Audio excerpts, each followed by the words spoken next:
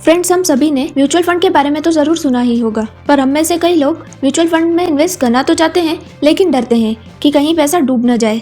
आज के इस वीडियो में आइए जानते हैं क्या म्यूचुअल फंड्स में इन्वेस्ट करना सही है। फ्रेंड्स, अगर ये वीडियो आपको म्यूचुअल फंड्स की कंप्लीट इन्फॉर्मेशन देता है तो प्लीज लाइक कीजिए और चैनल को सब्सक्राइब कीजिए ताकि ऐसे ही इंपॉर्टेंट वीडियोस आप आगे भी देख पाएं।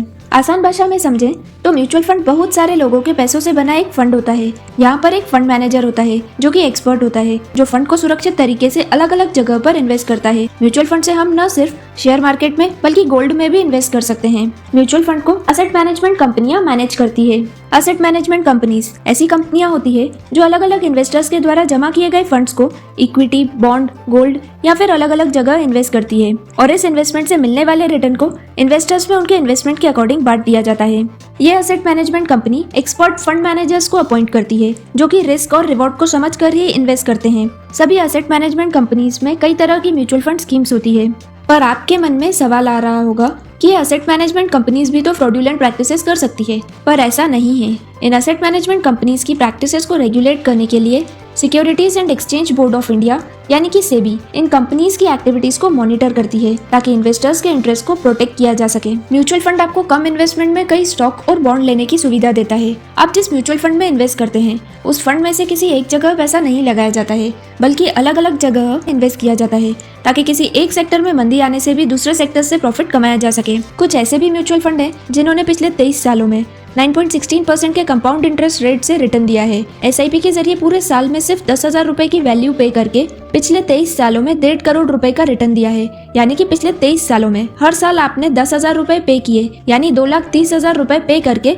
1.5 करोड़ रुपए का रिटर्न। पर यह बिल्कुल भी जरूरी नहीं है कि सारे म्यूचुअल फंड ऐसे ही परफॉर्म करें और जिस म्यूचुअल फंड ने अब तक अच्छा रिटर्न दिया है आगे भी वह अच्छा रिटर्न दे, ये भी जरूरी नहीं है। तो आप सोच रहे होंगे कि म्यूचुअल फंड खरीदने से पहले हमें किन चीजों को ध्यान में रखना चाहिए। आइए जानते हैं। म्यूचुअल फंड्स में इन्वेस्ट करने से पहले आपको ये डिसाइड करना होगा कि आप किस टाइप के फंड में इन्वेस्ट करना चाहते हैं और कितना रिस्क लेना चाहते हैं। आप इक्विटी फंड, डेब्ट फंड या फिर हाइब्रिड फंड में इन्वेस्ट कर सकते हैं। इक्विटी फंड्स ऐसे म्यूचुअल फंड्स होते हैं जिनमें शेयर्स और कंपनी के स्टॉक्स में इन्वेस्टमेंट किया जाता है। इन्हें ग्रोथ फंड्स भी कहते हैं। इक्विटी फंड्स में तब इन्वेस्टमेंट किया जाना चाहिए जब आप ज्यादा रिस्क लेने के लिए तैयार हों और साथ ही साथ आप लॉन्ग टर्म के लिए इन्वेस्टमेंट कर रहे हों। अगर आप मीडियम रिस्क लेना चाहते हैं तब हाइब्रिड फंड में इन्वेस्टमेंट किया जाता है। हाइब्रिड फंड्स ऐसे म्यूचुअल फंड्स होते हैं जिनमें 2 या 2 से ज्यादा असेट्स में इन्वेस्ट किया जाता है, जैसे इक्विटी और डेब्ट में इन्वेस्टमेंट या फिर डेब्ट और गोल्ड में इन्वेस्टमेंट। पर ज्यादातर हाइब्रिड म्यूचुअल फंड्स में इक्विटी और डेब्ट में इन्वेस्टमेंट किया जाता है। इक्विटी यानी कि कंपनी के शेयर्स में इन्वेस्टमेंट करना, तो वहीं डेब्ट मतलब ट्रेजरी बिल्स, गवर्नमेंट और कॉर्पोरेट बॉन्ड्स में इन्वेस्ट करना। तीसरे होते हैं डेब्ट फंड्स। यदि आप कम रिस्क लेना चाहते हैं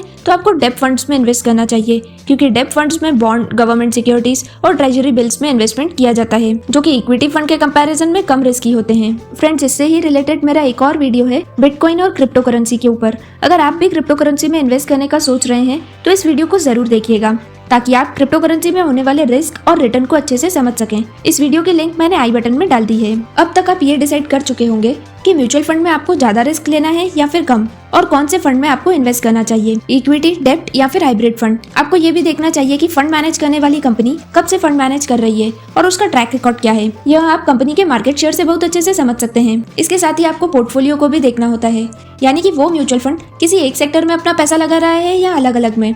डाइवर्सिफाइड पोर्टफोलियो यानी कि आपके इन्वेस्टमेंट को अलग अलग असेट में इन्वेस्ट करना यह एक बेस्ट ऑप्शन माना जाता है, जिससे कि आप रिस्क और रिवॉर्ड को अच्छे से मैनेज कर सकते हैं।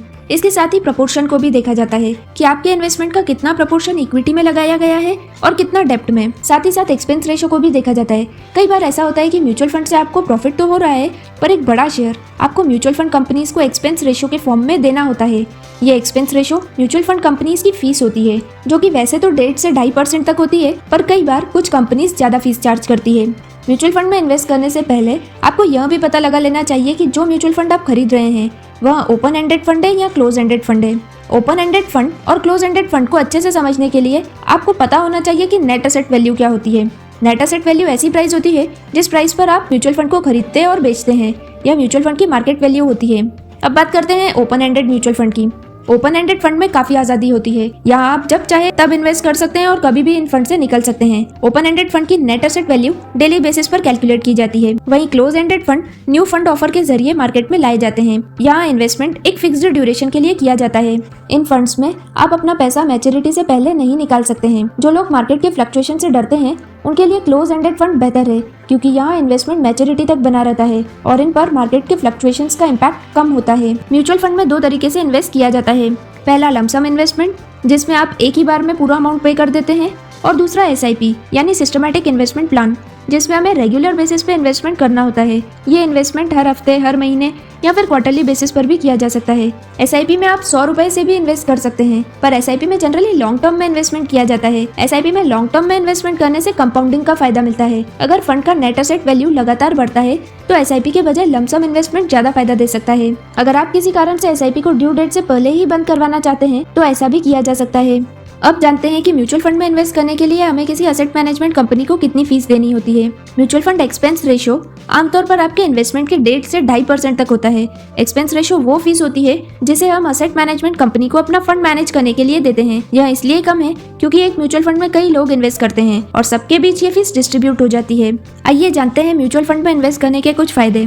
म्यूचुअल फंड मार्केट में इन्वेस्ट करने का एक सक्सेसफुल और बहुत ही आसान तरीका है। इसकी सबसे बड़ी खासियत यही है कि इसमें आपको सोचना नहीं पड़ता कि आप कब शेयर्स खरीदें या बेचें, क्योंकि यह काम फंड मैनेजर करते हैं। सभी म्यूचुअल फंड सेबी से रजिस्टर्ड होते हैं, जो कि सिक्योर और सेफ इन्वेस्टमेंट की गारंटी है। म्यूचुअल फंड का सबसे बड़ा फायदा यह है कि कोई भी इसमें इन्वेस्ट करने के लिए सिर्फ 100 रुपए से भी शुरुआत कर सकता है, और इतने छोटे अमाउंट का इन्वेस्टमेंट करने के बाद भी हम अपने फंड को प्रोफेशनल एक्सपर्ट से मैनेज करवाते हैं। इन्वेस्टर्स के पास इतना नॉलेज, टाइम और रिसोर्सेज नहीं होती है कि वो इन्वेस्टमेंट करने से पहले डीप एनालिसिस करें। ऐसे में उनके फंड्स को एक प्रोफेशनल एक्सपर्ट्स के द्वारा मैनेज करना म्यूचुअल फंड का सबसे बड़ा एडवांटेज है।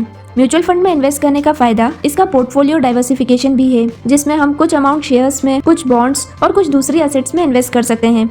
इसका फायदा यह होगा कि एक एसेट के लॉस को दूसरी एसेट से रिकवर किया जा सकता है, जिससे कि हमारा टोटल इन्वेस्टमेंट अफेक्ट नहीं होता है। म्यूचुअल फंड की सबसे अच्छी बात यह है कि इन्वेस्टर जरूरत पड़ने पर अपनी मर्जी से पैसा निकाल सकते हैं। हालांकि यह उस पर भी डिपेंड करता है कि आप कौन से म्यूचुअल फंड में इन्वेस्ट कर रहे हैं। जैसे लिक्विड फंड्स और ओवरनाइट फंड्स में redemption amount next working day पर भी विड्रॉ किया जा सकता है। म्यूचुअल फंड्स को सेबी रेगुलेट करता है और सेबी ने काफी स्ट्रिक्ट रूल्स और रेगुलेशंस बनाए हैं ताकि इन्वेस्टर्स के इंटरेस्ट को प्रोटेक्ट किया जा सके। म्यूचुअल फंड्स में लॉन्ग टर्म इन्वेस्टमेंट करने से काफी सारे टैक्स बेनिफिट्स भी मिलते हैं।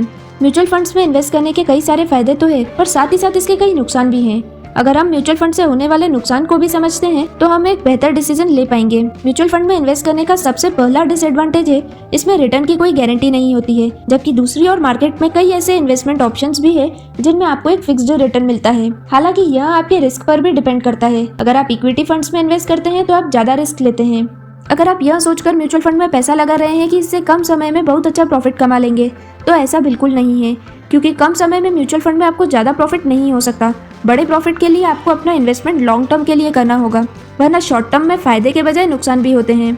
कई बार म्यूचुअल फंड में बहुत अच्छा प्रॉफिट होता है, पर एक्सपेंस रेशो के फॉर्म में हमें एक बहुत बड़ा अमाउंट म्यूचुअल फंड कंपनीज को देना होता है। अगर आप शॉर्ट टर्म में इन्वेस्ट करते हैं तो ये एक्सपेंस रेशो के चार्जेस कम होते हैं, पर लॉन्ग टर्म में इसके चार्जेस बहुत ज्यादा होते हैं। इसलिए जब भी आप म्यूचुअल फंड में इन्वेस्ट करें तो ये जरूर चेक कर लें कि आपको इन म्यूचुअल फंड कंपनीज को शॉर्ट टर्म में और लॉन्ग टर्म में कितना चार्जेस देना होगा। म्यूचुअल फंड में एक्सपेंस रेशो के अलावा इन्वेस्टर्स से एग्जिट लोड भी लिया जाता है। अगर आप शॉर्ट टर्म में इन्वेस्ट करते हैं, यानी कि आप अपना पैसा 1 साल से कम समय में निकाल देते हैं, तो आपको 1% एग्जिट चार्ज देना होता है। हालांकि यह फंड की नेट एसेट वैल्यू के कंपैरिजन में बहुत कम होता है, फिर भी यह उन लोगों के लिए नुकसानदायक है जो शॉर्ट टर्म में अपना पैसा इन्वेस्ट करते हैं। लॉक इन पीरियड का मतलब है कि आपको अपना पैसा एक फिक्स्ड टाइम तक फंड में जमा रखना होता है। इस दौरान आप उस पैसे को निकाल नहीं सकते। अगर आप उस पैसे को फिक्स्ड ड्यूरेशन से पहले निकालते हैं तो आपको इन्वेस्टमेंट पर नुकसान उठाना पड़ सकता है। हालांकि सभी म्यूचुअल फंड में लॉक इन पीरियड नहीं होता है, यह सिर्फ क्लोज एंडेड फंड्स में ही होता है। म्यूचुअल फंड स्कीम से मिलने वाले रिटर्न पर भी टैक्स देना होता है, जिससे कि प्रॉफिट कम हो जाता है। अगर आप शॉर्ट टर्म में इन्वेस्ट करते हैं, यानी कि 1 साल से कम समय में आप अपना पैसा निकाल लेते हैं, तो 15% के हायर रेट से शॉर्ट टर्म कैपिटल गेन लगता है। वहीं लॉन्ग टर्म इन्वेस्टमेंट पर 10% का टैक्स यानी कि लॉन्ग टर्म कैपिटल गेन देना होता है। म्यूचुअल फंड में जो भी पैसा इन्वेस्ट किया जाता है उस पर इन्वेस्टर्स का कोई डायरेक्ट कंट्रोल नहीं रहता है, बल्कि उसे फंड मैनेजर्स कंट्रोल करते हैं। ये मैनेजर्स ही अपनी समझ और इच्छा के अकॉर्डिंग हमारे इन्वेस्टमेंट को स्टॉक मार्केट या दूसरे कैपिटल मार्केट्स में लगाते हैं। अब बात करते हैं आप किसी भी म्यूचुअल फंड को कैसे खरीद सकते हैं। सबसे पहले आपको यह डिसाइड करना होगा कि आप किस कंपनी का म्यूचुअल फंड खरीदना चाहते हैं। कुछ बैंक्स के भी म्यूचुअल फंड होते हैं, जैसे HDFC mutual fund, ICICI mutual fund और कई दूसरे म्यूचुअल फंड्स भी होते हैं। इन्हें आप ऑनलाइन भी परचेज कर सकते हैं या फिर इन कंपनीज के ऑफिस में विजिट करके भी इन्हें खरीदा जा सकता है। म्यूचुअल फंड्स में आपने कितने म्यूचुअल फंड खरीदे हैं, आपका म्यूचुअल फंड कैसा परफॉर्म कर रहा है, क्या वह प्रॉफिट में चल रहा है या फिर लॉस में, ये सब कुछ आप ट्रैक भी कर सकते हैं आपकी एसेट मैनेजमेंट कंपनी की वेबसाइट से या फिर उनके मोबाइल ऐप से। इन सभी चीजों को आसानी से ट्रैक किया जा सकता है। फ्रेंड्स, ये वीडियो में मैंने कोशिश की है कि मैं आपको म्यूचुअल फंड से रिलेटेड कंप्लीट इन्फॉर्मेशन दे पाऊँ। आई होप ये वीडियो देखने के बाद आप एक सही डिसीजन ले पाएंगे कि आपको किस टाइप का म्यूचुअल फंड खरीदना चाहिए और आपको लॉन्ग टर्म में इन्वेस्ट करना चाहिए कि शॉर्ट टर्म में। फ्रेंड्स, अगर ये वीडियो आपके लिए हेल्पफुल रहा तो प्लीज़ लाइक कीजिए और चैनल को सब्सक्राइब कीजिए। Thank you.